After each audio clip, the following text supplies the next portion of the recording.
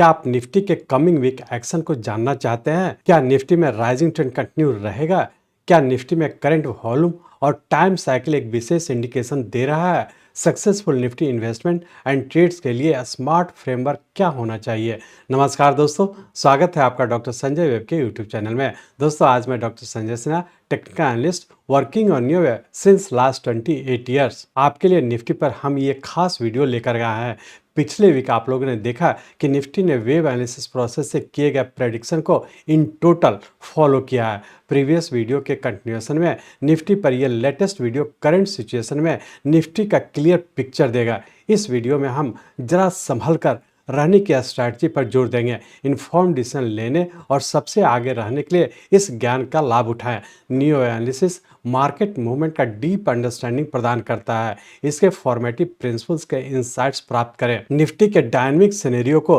Recognise करें, Nifty wave formation और उसके सबऑर्डिनेट वेव पैटर्न को समझकर इसके राइजिंग ट्रेंड के एंड पॉइंट को अनकवर करने पर हम एम्फेसाइज करते हैं। निफ्टी के राइजिंग ट्रेंड के कंप्लीट होने पर करेक्टिव फॉल में एंटर करने की संभावना को हम थॉरली एनालाइज करेंगे। इस वीडियो में हम Nifty wave strength, time cycle, corrective fall probability और पैटर्न कन्फर्मेशन के कंसेप्ट को इंपॉर्टेंस देते हैं। हमारा यह वीडियो आपके निफ्टी इन्वेस्टमेंट एंड ट्रेड्स में सक्सेस रेट को इंक्रीज करेगा। हम आपके साथ वेव एनालिसिस के मोस्ट यूजफुल टेक्निक्स साझा करेंगे जो वोलेटाइल मार्केट को अफेक्ट करने वाले फैक्टर्स की समझ देगा। हम रियल लाइफ निफ्टी चार्ट पर उन महत्वपूर्ण पहलुओं को कवर करेंगे जो आपको निफ्टी में विशेष रूप से इंपल्सिव राइज के दौरान एंड पॉइंट आइडेंटिफाई करके और भी प्रभावी रूप से इन्वेस्टमेंट एंड ट्रेड्स करने में मदद कर सकते हैं। निफ्टी में हो रहे चेंजेस को रिस्क प्रूफ करने के लिए विशेष रूप से तैयार की गई रिस्क मैनेजमेंट प्लान की खोज करें। संभावित नुकसानों को कम करने के लिए तैयार की गई स्ट्रेटजी से अपनी कैपिटल की रक्षा करें। जाने लोअर स्टार्टिंग लेवल या आम भाषा में स्टॉप लॉस लेवल के वाइटल रोल को। तो चलिए इन सभी चीज़ों को समझने के लिए हम लोग चलते हैं निफ्टी के रियल टाइम चार्ट पर। ये निफ्टी का हम लोग का डेली चार्ट है और इस डेली चार्ट में हम लोग देख रहे थे कि हम लोग का 15 सितंबर 2023 को हम लोग का 11th वेव कंप्लीट किया था और इसके बाद यहाँ से करेक्टिव फॉल के तहत ए, बी और सी जो कि एक जिगजैग पैटर्न में था, जो कि हम लोग का 12th वेव कंप्लीट किया 26 अक्टूबर 2023 को और इसके बाद यहाँ से हम लोग का राइजिंग ट्रेंड में इंटर कर चुका। इसी राइजिंग ट्रेंड के तहत अभी भी हम लोग कंटिन्यू है और अभी भी ऊपर ही रहने की संभावना है। सिर्फ ध्यान रखेंगे कि जब हम लोग का 26 अक्टूबर 2023 से जब राइजिंग ट्रेंड कंटिन्यू किया था तो हम लोग का यहाँ पे पैटर्न कंफर्म किया था और पैटर्न कंफर्मेशन के बाद हम लोग राइजिंग ट्रेंड में ऊपर कंटिन्यू है और अभी भी ऊपर ही रहने की संभावना। लेकिन टाइम साइकिल यदि ध्यान रखेंगे तो देख रहे होंगे कि 26 अक्टूबर 2023 से जो राइजिंग ट्रेंड कंटिन्यू किया और रफली हम लोग का 53 डेज बीत चुका है और जैसा आप लोग जानते हैं कि 55 डेज हम लोग का एक साइकिल टाइम फ्रेम का हम लोग का एंड पॉइंट होना चाहिए। और जैसा पिछले वीक भी हम लोग डिस्कस किए थे कि बहुत ज़्यादा संभावना है कि हम लोग का इस वीक कहीं ना कहीं ऊपर पूरा होने की संभावना है। तो टाइम साइकिल को यदि हम लोग फॉलो करें तो हम लोग ये कह सकते हैं कि 55 डेज में हम लोग का कहीं ना कहीं ऊपर पूरा होने की संभावना है और इस चीज़ को ध्यान रखेंगे। और इसके साथ साथ हम लोग ये भी देखने का कोशिश कर रहे हैं कि यहाँ पे हम लोग का जो राइजिंग ट्रेंड कंटिन्यू किया है तो जैसे जैसे हम लोग का वेव ऊपर की ओर बढ़ा था हम लोग का वॉल्यूम इंक्रीज कर रहा था, लेकिन यहाँ पर हम लोग का एक करेक्टिव फॉल के दरमियान और फिर से जब करेक्टिव फॉल के बाद ऊपर की ओर कंटिन्यू किया तो यहाँ पे हम लोग देख रहे हैं कि वॉल्यूम डिक्रीज कर रहा है। ये अपने आप में इंडिकेट कर रहा है और जब भी हम लोग का नीचे का पैटर्न कंफर्म करेगा तो हम लोग ये मान लेंगे कि यहाँ से जो राइजिंग ट्रेंड कंटिन्यू किया वो कहीं ना कहीं पूरा करके फिर से नीचे करेक्शन में इंटर होने की संभावना है। तो इस चीज़ को ध्यान रखेंगे कि टाइम साइकिल भी हम लोग का 55 डेज के आसपास पूरा होने की संभावना है, जिसमें कि हम लोग का 53 डेज बीत चुका है और जैसा पिछले वीक भी हम लोग डिस्कस किए थे कि 55 डेज के आसपास कहीं ना कहीं पूरा होने की संभावना है और जिसके तहत हम लोग यहाँ पे देखे थे कि एक करेक्टिव फॉल के बाद फिर से ऊपर कंटिन्यू किया। अब हम लोग ये एनालाइज करने का कोशिश करेंगे कि यहाँ से जो हम लोग का इम्पल्स वेव के फॉर्म में ऊपर कंटिन्यू किया है इसका सबऑर्डिनेट वेव किस पैटर्न में है और आने वाले समय क्या होने की संभावना है। तो इसलिए हम लोग इस डेली चार्ट को कन्वर्ट करते हैं आवरली चार्ट में और सिर्फ ये एनालाइज करने का कोशिश करेंगे कि 26 अक्टूबर 2023 से जो ऊपर कंटिन्यू किया है इसका सबऑर्डिनेट वेव किस पैटर्न में है और आने वाले समय क्या होने की संभावना है। तो चलिए इस डेली चार्ट को कन्वर्ट करते हैं हम लोग आवरली चार्ट में। यहाँ पे हम लोग आवरली चार्ट में आ चुके हैं। इस आवरली चार्ट में हम लोग देख रहे हैं कि इस पॉइंट पे हम लोग का एक करेक्टिव फॉल कंप्लीट करके और यहाँ से हम लोग का ऊपर कंटिन्यू किया और यहाँ पे आप लोग देख रहे हैं कि हम लोग इसी पॉइंट से हम लोग का वीकली पॉइंट से जो हम लोग का नीचे का स्टार्टिंग लेवल था उसी को फॉलो करते हुए हम लोग आगे की ओर कंटिन्यू कर रहे हैं और यहाँ के बाद जब हम लोग ऊपर की ओर कंटिन्यू किए जिसके तहत हम लोग का ये 1 2 3 4 5 6 7 8 9 10,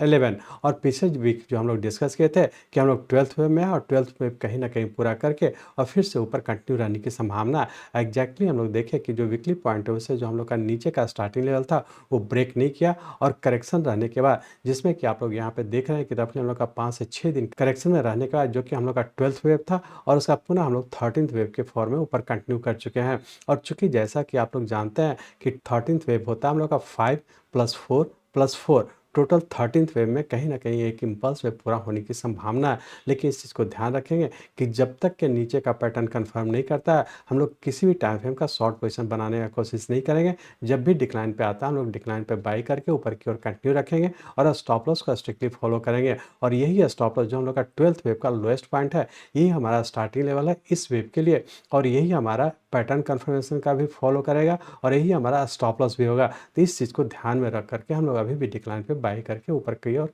कंटिन्यू रखेंगे या फिर ऊपर के लेवल पर प्रॉफिट बुक करके एग्जिट होते रहेंगे। लेकिन ध्यान रखें चूँकि 13th वेव है और यहाँ पे यदि हम लोग टाइम साइकिल की बात करें तो यहाँ भी जैसा आप लोग देख रहे थे कि हम लोग का यहाँ से जो कंटिन्यू किया है जिसके तहत पिछले वीक हम लोग का 48 डेज बीत चुका था और उसमें हम लोग 5 दिन और ऐड कर चुके हैं, तब हम लोग का 53 डेज हो चुका है। तो यहाँ से हम लोग का 53 डेज पूरा हो चुका है और जैसा टाइम रोज को फॉलो करते हैं तो उसको हम लोग ये कह सकते हैं कि 55 डेज के आसपास कहीं ना कहीं ऊपर पूरा होना चाहिए। और इसी तरह से हम लोग ये भी कह सकते हैं कि जब हम लोग का वेव का फॉर्मेशन पैटर्न कंप्लीट करता है और उसका जब टाइम साइकिल भी हम लोग का मैच कर रहा है और साथ साथ यदि हम लोग वॉल्यूम को भी देखेंगे तो वॉल्यूम देख रहे हैं कि जैसे जैसे हम लोग ऊपर की ओर कंटिन्यू कर रहे हैं, मतलब इम्पल्स वेव का जब लास्ट वेव का फॉर्मेशन हो रहा है तब हम लोग का यहाँ पे वॉल्यूम डिक्रीज कर रहा है। ये अपने आप में इंडिकेट कर रहा है कि यहाँ पे हम लोग का कहीं ना कहीं मार्केट पूरा होने की संभावना है। और चूंकि पैटर्न भी हम लोग का 13th वेव में कंप्लीट होने की संभावना है, वॉल्यूम भी हमारा सपोर्ट नहीं कर रहा है और टाइम साइकिल भी हम लोग का 55 डेज होने की संभावना है। तो ये तीनों चीज़ ये इंडिकेट कर रहा है यहाँ से जो राइज हुआ है ये इम्पल्स वेव कहीं ना कहीं ऊपर पूरा होकर के और हो सकता है पैटर्न कन्फर्मेशन होने की संभावना है। तो जब तक के पैटर्न कन्फर्म नहीं करता हम लोग कहीं भी ऊपर के लेवल पर शॉर्ट पोजीशन नहीं बनाएंगे। जब भी डिक्लाइन पे आता है इंटरडे के पॉइंट से डिक्लाइन पे आता है बाई करें और ऊपर के लेवल पर या तो प्रॉफिट बुक करें या फिर जो वीकली पॉइंट है उससे हम लोग का नीचे का स्टार्टिंग लेवल है उसको हम लोग फॉलो करते हुए आगे और कंटिन्यू रखेंगे। अब हम लोग ये कह सकते हैं कि आने वाले वीक में क्या होने की संभावना है, तो इसलिए हम लोग ये कह सकते हैं कि चूंकि यहाँ से जब ऊपर कंटिन्यू कर रहा है तो ये अभी भी हम लोग का ऊपर कंटिन्यू है और हो सकता है कि पूरे वीक में रेंज बाउंड के तहत नीचे 21,600 और ऊपर का 22,100 इसी रेंज बाउंड में रहने की संभावना। डिक्लाइन पर यदि बाई करते हैं तो ऊपर के लेवल पर प्रॉफिट बुक करें या फिर होल्ड करते हैं तो वीकली पॉइंट से हम लोग का नीचे का हम लोग का जो स्टार्टिंग लेवल है 21,400 का है और यही स्टार्टिंग लेवल हम लोग का इस वीक का हम लोग का स्टॉप लॉस है। तो इस स्टॉप लॉस को फॉलो करते हैं हम लोग डिक्लाइन पे बाय करके ऊपर की ओर कंटिन्यू रखेंगे। लेकिन ध्यान रखें चूंकि 13th वेव है और यहाँ पे बहुत एग्रेसिव होकर के लॉन्ग पोजीशन नहीं बनाना चाहिए। हाँ, डिक्लाइन पे बाय करके ऊपर के लेवल पर प्रॉफिट बुक करें या फिर होल्ड करते हैं तो स्टॉप लॉस को स्ट्रिक्टली फॉलो करते हैं आगे की ओर कंटिन्यू रखेंगे। अब हम लोग ये देखेंगे कि आने वाले मंडे और ट्यूसडे को क्या होने की संभावना है, तो उसके लिए हम लोग इस आवर्ली चार्ट को कन्वर्ट करते हैं 15 मिनट के चार्ट पे। ये हम लोग का 15 मिनट का चार्ट है। इस चार्ट में हम लोग देख रहे हैं कि यहाँ से जो ऊपर की ओर कंटिन्यू किया है जिसके तहत हम लोग का ये 1 2 3 4 हम लोग फोर्थ वेव में और बहुत ज़्यादा संभावना है कि फिर से एक रेंज बाउंड के तहत नीचे 21,750 और ऊपर का 22,100 इसी रेंज बाउंड में रहने की संभावना है। तो जब भी डिक्लाइन पे आता है हम लोग डिक्लाइन पे बाय करके ऊपर के लेवल पर प्रॉफिट बुक करें या फिर होल्ड करते हैं तो इंटर डे का स्टॉप लॉस होगा हम लोग का 21,590 का। इस स्टॉप लॉस को ध्यान में रख करके हम लोग डिक्लाइन पे बाय करके ऊपर की ओर कंटिन्यू रखेंगे या फिर अपर लेवल पर प्रॉफिट बुक कर सकते हैं। इस तरह से हम लोग कह सकते हैं कि यदि मंडे ट्यूसडे की बात करें तब भी हम लोग डिक्लाइन पे बाय करके ऊपर की ओर कंटिन्यू रखें या फिर ऊपर के लेवल पर प्रॉफिट बुक करें और इंट्राडे का जो स्टॉप लॉस है 21,590 का, इसको स्ट्रिक्टली फॉलो करते हुए ट्रेड करने का कोशिश करेंगे। और जैसा कि वीकली पॉइंट से भी हम लोग डिस्कस किए थे जिसके तहत हम लोग का नीचे का स्टार्टिंग लेवल था हम लोग का 21,400 का, इसी स्टॉप लॉस को ध्यान रखकर डिक्लाइन पे बाय करके ऊपर की ओर कंटिन्यू रखेंगे। इस तरह से हम लोग कह सकते हैं कि यहाँ से जो हम लोग का राइजिंग ट्रेंड कंटिन्यू है ये वेरी शॉर्ट टर्म और शॉर्ट टर्म दोनों टाइम फ्रेम का कहीं ना कहीं ऊपर पूरा होने की संभावना है। तो बहुत एग्रेसिव होकर के लॉन्ग पोजीशन नहीं बनाएंगे। ऊपर के लेवल पर जाता है तो पार्सली जरूर प्रॉफिट बुक करें और यदि वीकली पॉइंट से हम लोग कहें तो अभी भी हम लोग डिक्लाइन पे बाय करके ऊपर के लेवल पर प्रॉफिट बुक करें या फिर होल्ड करते हैं तो वीकली पॉइंट से जो नीचे का स्टॉप लॉस है उसको फॉलो करेंगे। यदि डेली और इंट्राडे के पॉइंट से हम लोग डिस्कस करें तो हम लोग इसमें इंट्राडे के पॉइंट से डिक्लाइन पे बाय करके ऊपर के लेवल पर प्रॉफिट बुक करें या फिर होल्ड करते हैं तो नीचे का जो स्टार्टिंग लेवल है उसको फॉलो करते हैं हम लोग आगे की ओर कंटिन्यू रखेंगे। इस तरह से हम लोग कह सकते हैं कि very short term short term, ये दोनों टाइम फ्रेम का ऊपर कहीं न कहीं पूरा होने की संभावना है। और यदि वीकली पॉइंट ऑफ व्यू से कहें तो भी हम लोग ये कह सकते हैं कि ऊपर कहीं न कहीं पूरा होने की संभावना है। और यदि इंट्राडे के पॉइंट ऑफ व्यू से कहें